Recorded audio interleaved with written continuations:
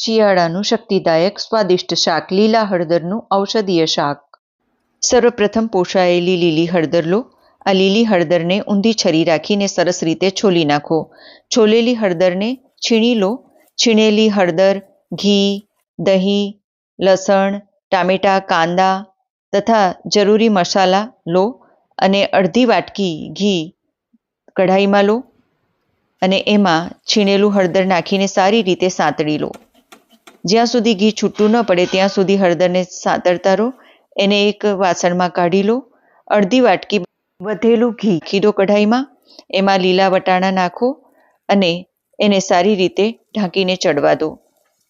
વટાણા ચડી જાય એટલે એમાં કાંદા ઉમેરી દો.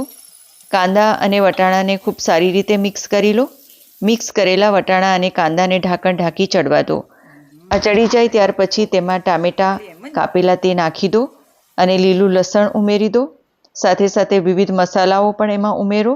એમાં તમે આદુ વગેરે પણ ઉમેરી શકો છો. આ તમામ મસાલાઓને એક સરસ રીતે મિક્સ કરી દો. આ મિશ્રણને ખૂબ સારી રીતે સાંતળીને ચડવા દો. આ વાનગીમાં વિવિધ ઔષધીય વસ્તુઓ હોય છે જે સ્વાસ્થ્ય માટે ઉપયોગી છે. આ મિશ્રણમાં સાંતળેલું હળદર ઉમેરી દો અને એને સરસ રીતે મિશ્રણ કરતા રહો. આ મિશ્રણ સરસ તૈયાર થઈ જાય ત્યાર પછી એમાં એક વાટકી દહીં ઉમેરો. આ દહીં ઉમેરીને આ મિશ્રણને ખૂબ સારી રીતે હલાવી લો. એમાં તેલ છૂટું પડી ગયું છે એ આપણે જોઈ શકીએ છીએ. એટલે સરસ વાનગી થઈ ગઈ છે લીલા હળદરનું શાક. એમાં તૈયાર થયેલી વાનગીમાં લીલા ધાણા, કોથમીર ઉમેરી દો અને આ તૈયાર થઈ ગઈ છે લીલા હળદરની ઔષધીય વાનગી. આ એક ઔષધીય વાનગી છે જે શિયાળાની વાનગી છે.